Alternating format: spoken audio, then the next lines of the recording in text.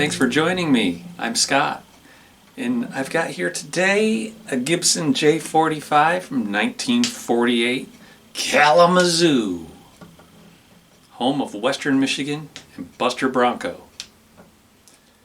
You didn't need to know that, but anyways, they come in waves, like I was saying last week. I had those two LG Gibsons here from the 40s. Now I've got these two J-45s from the 40s. This one's a 48 and that one's a 45. And this one we're going to be getting a new saddle. And I thought, well, since that's pretty boring, just one small repair on this one, that I'd show you a small repair I'm doing on the 45 as well, which is a finish repair. And I haven't posted any of those in a while, so it'll be good. Let's take a look at this saddle. Oh yeah, did I tell you this one sounds really good? Actually, both of them sound really, really good. Look at the lean on that saddle. Let me zoom in there. Oh, that baby's like the leaning saddle of Pisa.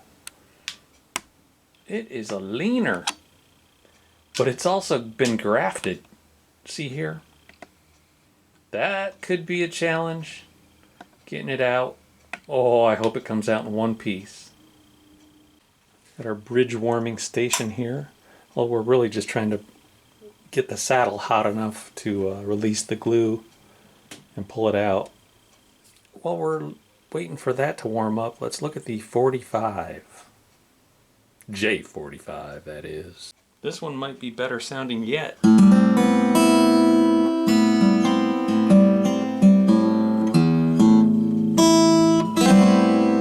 This one had a pickup, it had a volume, a tone, and an output jack. I actually started doing a little color touch up here on this hole. There's 3 holes here too where the pickup was. So, and that's not even the part he hired me to fix. So there's the 2 volume, tone, pickup holes, and this is the output jack thing was here. Now, I just figured since I was mixing up the dark brown color that I would touch up the color on that one, and when I'm ready I'm going to work a little clear finish over the top of it, and gosh darn, that sucker might just disappear compared to those 2 other ones. I mean, that color I got going on that is pretty far out. Anyways, so like I said, this is what he hired me to fix, is the strap button hole. I pulled it out, I made a dowel, and I stuck the dowel in, and now we need to get the surface level, and then I'll brush on that same color that I just used on that output jack hole or plug, and then we'll do the clear finish on both parts.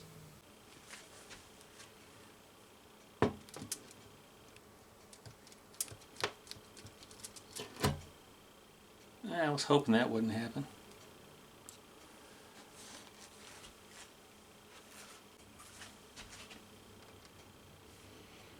Hopefully I got it warm enough where this guy pops out of there. Yay! I was hoping I didn't have to get the router out.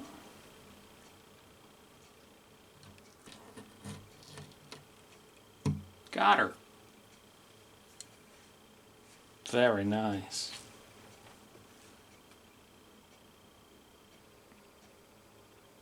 That's a nice deep slot.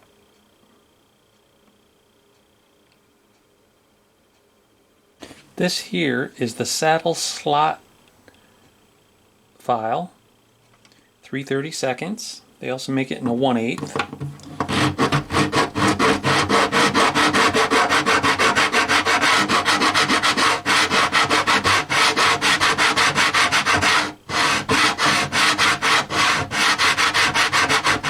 My go-to file for that is this ignition file. You can get a 2-pack of these at the auto parts store. They're real handy for cleaning the end of the fretboard right where the nut sits up against it, but also really handy for this.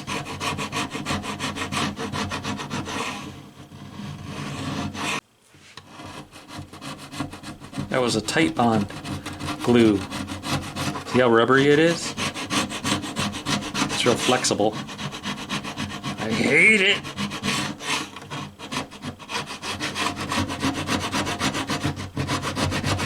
Pulls the tone right out of it. There, you're nice and clean. Before I start building up the area with glue boost, I think I'll get a little bit of brown color in there just to get us into the ballpark of where we're going. And I'll rough up the area with maroon Scotch-Brite.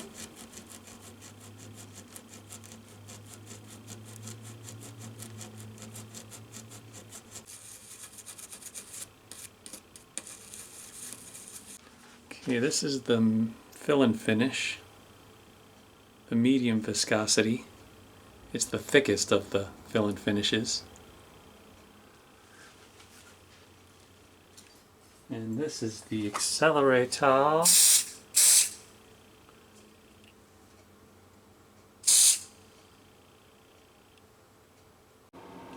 Both total vices are coming in handy right now.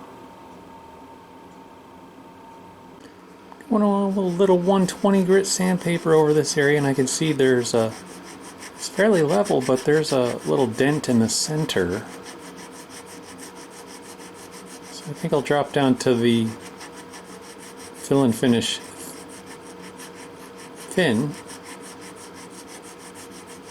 First medium, then thin, and then maybe ultra thin. Let's get this baby perfectly level. I'll wipe it off with a little naphtha to clean.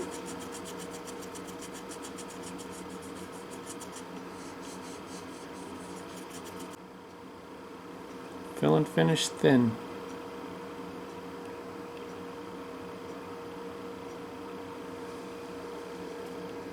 I accelerate once, twice,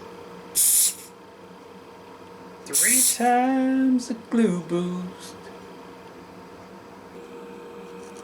The reflections were just, I think I'll be able to do a little better job like this.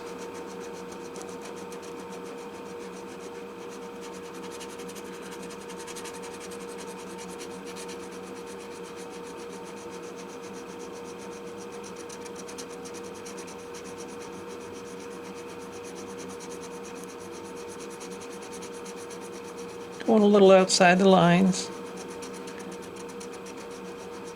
I'm going to mix up a little color. I'm going to use the Kalamazoo mahogany because the people at StewMac have just, or Jeff Jewett over at Homestead, he makes these guitar dyes and pigments, and sometimes he names them very appropriately, and the job I'm doing is a guitar from Kalamazoo, and it's kind of a reddish dark brown, but I'm also going to use just a teeny little drop of Mixol oxide brown, and I'm just going to leave it on the edge of the cup. Use it if I need it, kind of thing. I'm going to use a little bit of this colloidal silica, which is a filler, but someone told me that it helps with opacity, maybe. It'll make things a little more opaque, which is good because we don't want to see the little toothpick that I jammed in there. No, it was more like a dowel. So anyways, I'm mixing the color right here on right there. That's what I want to see.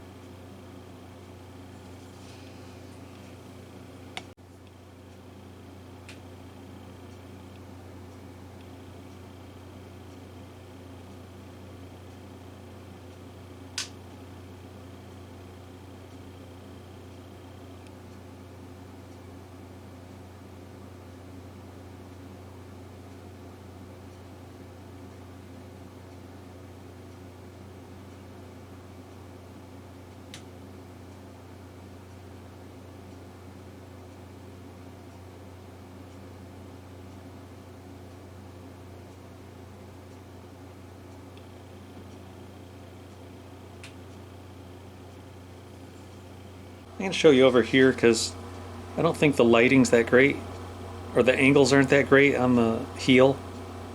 But what I did is I took this paper towel and I sprayed the accelerator on it over by the exhaust fan.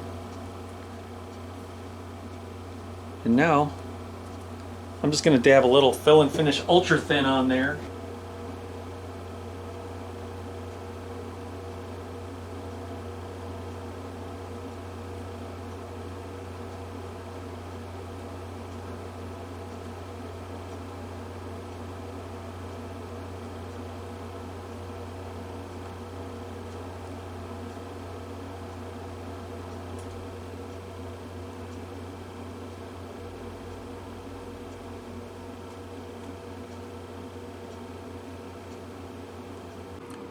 So I plotted out a rough shape of the saddle that I want.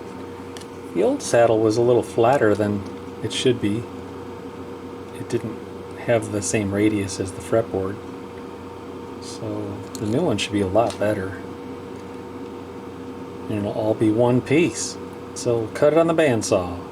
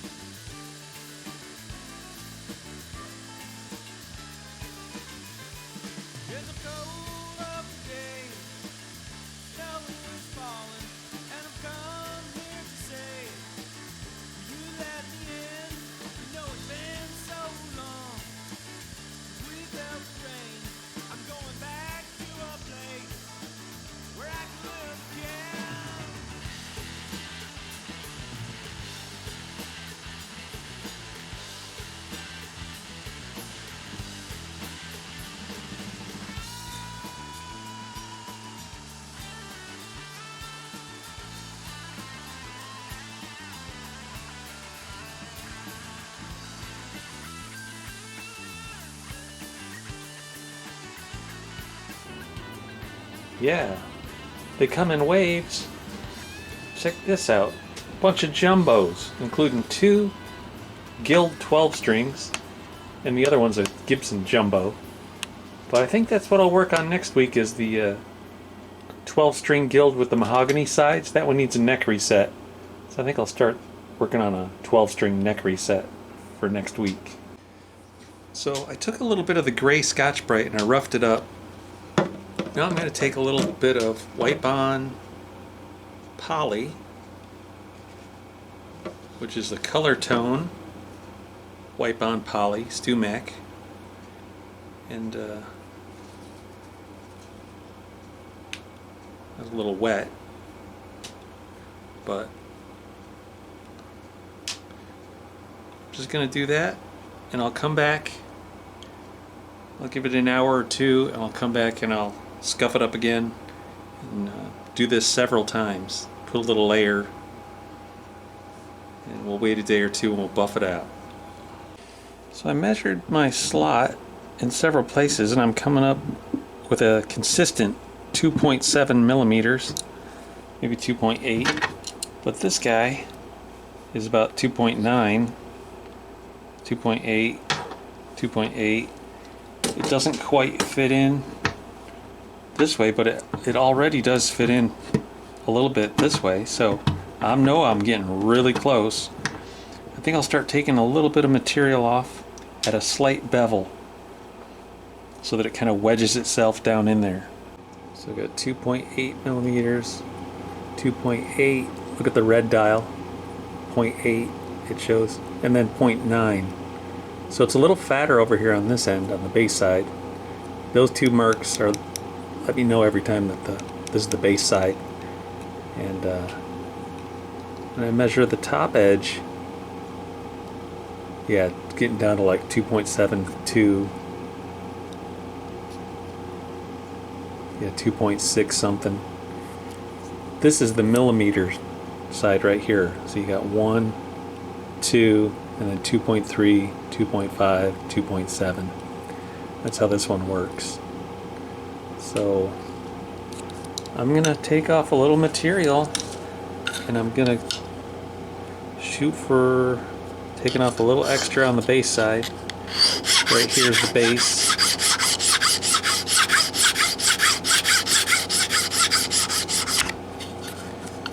I'm coming in, I'm not completely parallel with the saddle, I'm a little angled.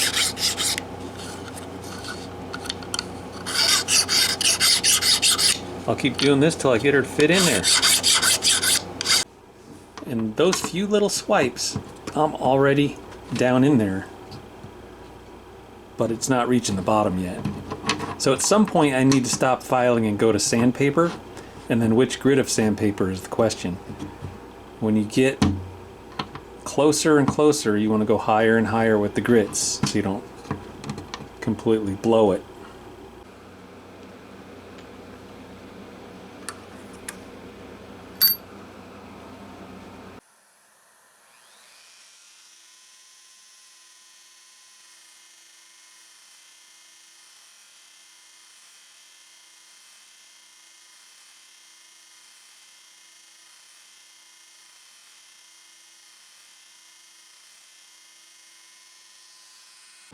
Once I get it really, really close, I like to come in with a 220 grit sandpaper and shorten it slightly. Because if you leave it super sharp, it'll break off.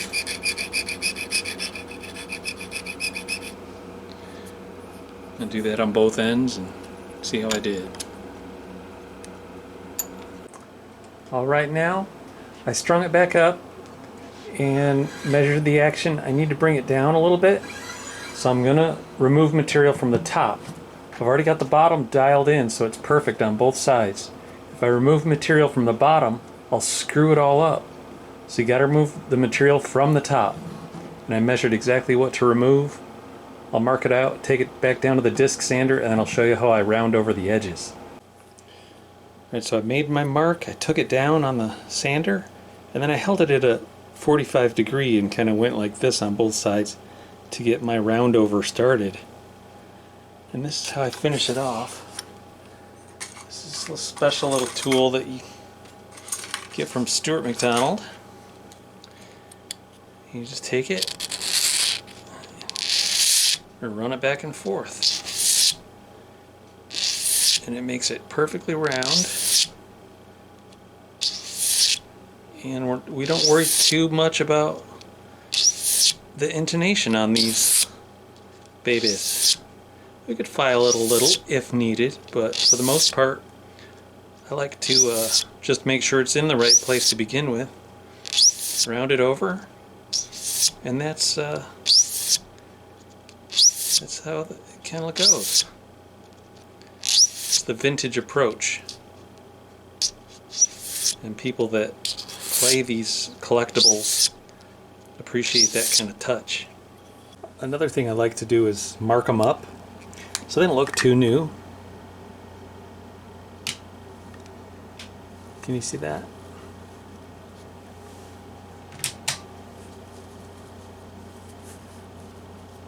This might wear off and stuff, but just make it look kind of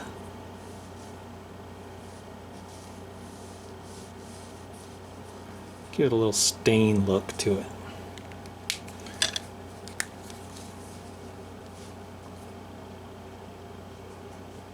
Yeah, that one looks good. I also take like a charcoal pen.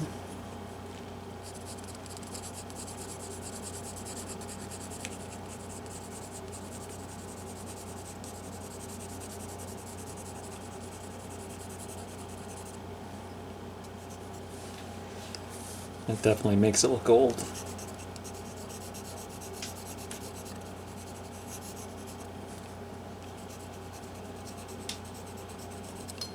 And smudge it up.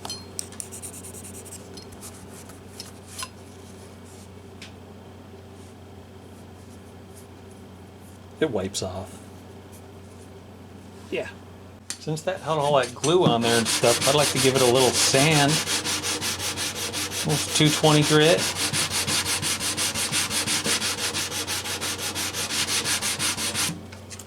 Clean it. A little bit of naphtha.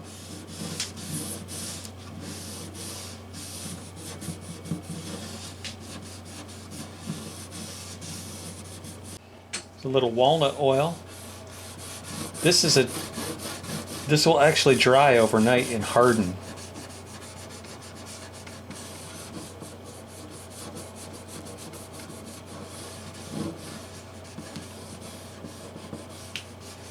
A tiny little bit of fish glue.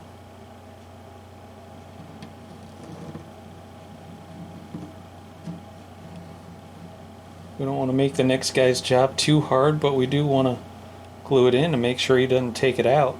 If they want to lower the action, they can lower it off the top, like they should. And if they don't know any better than that, they deserve to say, sorry buddy, you can't get your saddle out. It's glued in. Some dumbass glued it in. Just like they did at the factory.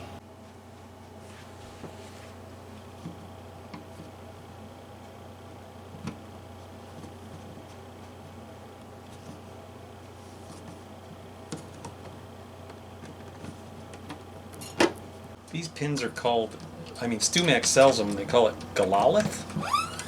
Or Galalith? Probably not saying that right, I've never heard anybody say it. But I have a set over there. I don't usually see these in a guitar. But they are supposedly the old school type of bridge pins. They've been around for a century. This should dial into action right where he asked me to put it. So, let's give it a listen.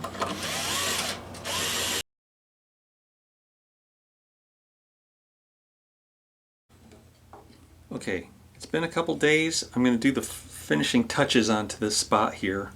Again, these are the two I didn't mess with. This is the one that I decided to try to touch up.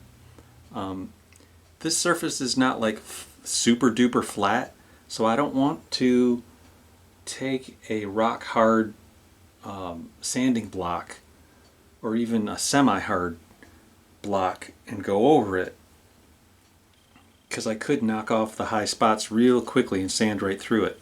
So I'm going to use these real flexible things. This is a synthetic steel wool, and I'm going to just real quickly try to remove some of those scratches from the other grit that are out here on the perimeter. I wasn't concentrating into the center of it too much, just around the edges there. But now I'm going to go over it with this Trizact 3000 and some simple green all-purpose cleaner as a lubricant and prep it. I'm putting really fine scratches in the surface right here. And I'm going in different directions, and I'm gonna dry it off real fast, and I'm going to hit it with some polishing compounds. We'll see how this does. The Mirror Glaze 105 compound on a Viva paper towel.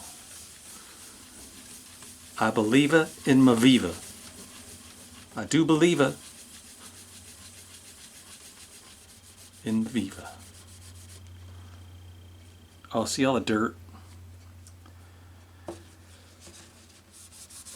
Unfortunately, whenever we have a dirty surface like this, we're probably going to end up with a little witness line. I guess I didn't realize how dirty this was. I don't know why I didn't realize how dirty it was. I've been working on this guitar. It's very dirty. But probably not going to get the great result right here because I didn't clean it well enough.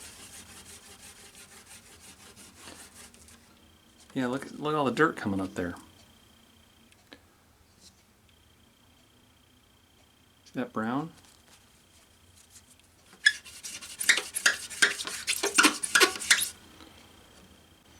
Now a little cleaner wax. See if I can kind of homogenize all this dirt to clean. Now we got one clean spot on the guitar, which always stinks. Got one. The rest of the guitar is completely dirty.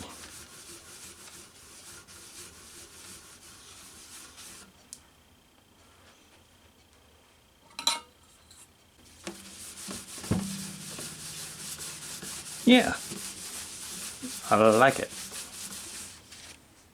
Back over here to the 1948, my customer said that he noticed kind of a sitar-like sizzling sound on his high E string, which I'm not really hearing, and I can't afford to lower the slot at all, but I can clean it up a little bit on the sides with this 10/1000ths of an inch diamond nut slotting file. It's because it's 10/1000ths and the string itself is a 12/1000ths, I need to kind of rock it back and forth like that. And I'm not really applying any pressure per se. I'm just trying to smooth any grooves that may have formed.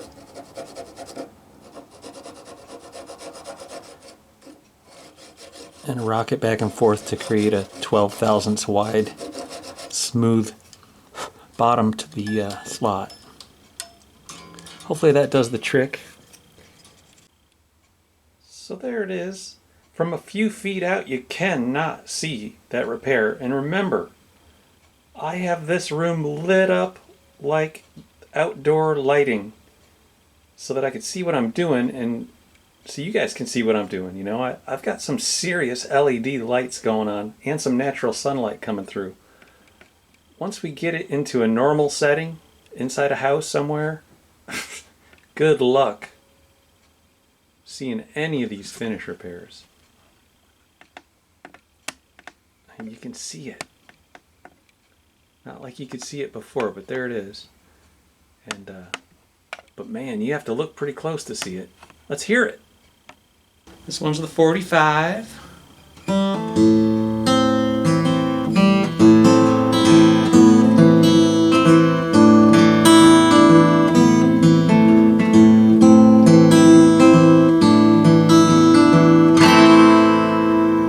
Let's hear the 48.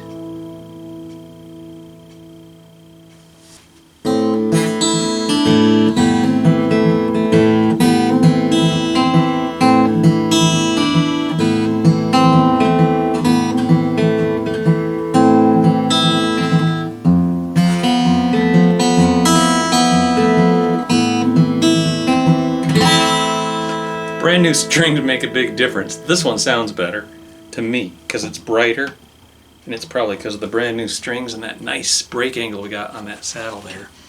That is one fine looking saddle, if I might say. Anyways, guys, I appreciate you hanging around today. I hope you enjoyed yourselves. I know I did. We'll see you next time. Catch you later.